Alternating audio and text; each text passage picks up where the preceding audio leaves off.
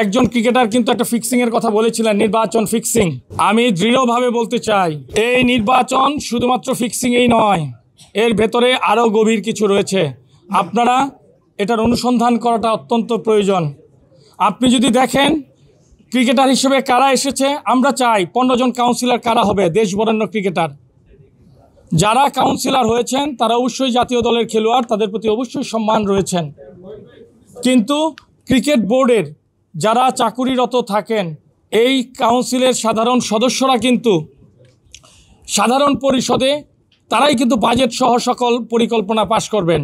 বিসিবির এমপ্লয়ি হয়ে আপনি সেই পরিকল্পনা পাশ করছেন, যাদের নামে আইসিসি থেকেও বিভিন্ন সময় বিভিন্ন ধরনের অভিযোগ এসেছে, তাদেরকেও কাউন্সিলর করা হয়েছে।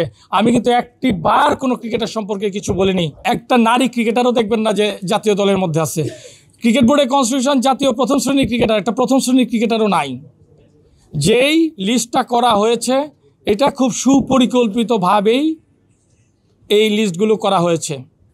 কাজেই আপনারা জিনিসগুলো, এটা শুধু ক্রিকেট বোর্ডের ক্ষেত্রে। এনএসসির কাউন্সিলর কারা আপনারা জানেন।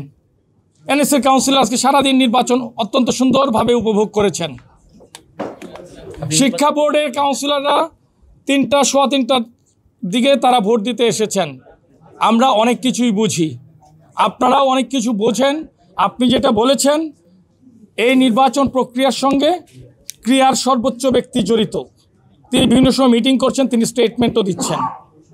কাজেই বাংলাদেশ ক্রিকেট বোর্ডের অবস্থানটা কোথায়, কোন দিকে যাচ্ছে সেটা আপনারা বিবেচনা করবেন। আমি সব সময় বলেছি, আমি শেষ পর্যন্ত থাকব। প্রতিটা সময় আপনাদেরকে বলেছি, আমি সকল প্রতিবন্ধকতা সম্পর্কে কিন্তু আমি জানতাম, কিন্তু আমি চেয়েছি যে শেষ পর্যন্ত থাকি, ক্রিকেট বোর্ডের আসল চেহারাগুলো সবাই দেখুক। আজকে সারা জাতি ক্রিকেট বোর্ডে কি হয়েছে, গত ক্যাটাগরি 1, 2 সম্পর্কেও আমি প্রতিবাদ মুখর ছিলাম। 3, একজন মাত্র ডিরেক্টর হইতো। ক্যাটাগরি 1-এ 10 জন, 2-এ 12 জন, এনএসসি থেকে 2 জন, 24 জন। ক্যাটাগরি 1-এর রেজাল্টটাও তারা এভাবে নির্বাচনটা অনুষ্ঠিত করলেন। কাজেই নির্বাচন তো অবশ্যই কোনো খারাপ জিনিস তো গ্রহণ করার উপায় থাকে না, ডেফিনেটলি বর্জনই করতে হয়। আপনাদেরও কিছু দায় আছে, আপনারা অনুসন্ধান করেন, আপনারা জানবেন। আপনাদের অনুসন্ধান আরও হয়তো গভীর কিছু দিবে। কোনো চাপের মুখে গণনতি হই নাই। আমি সামনের দিকে চলা মানুষ, আমি প্রগতির পথে সামনের দিকেই আমি যাব।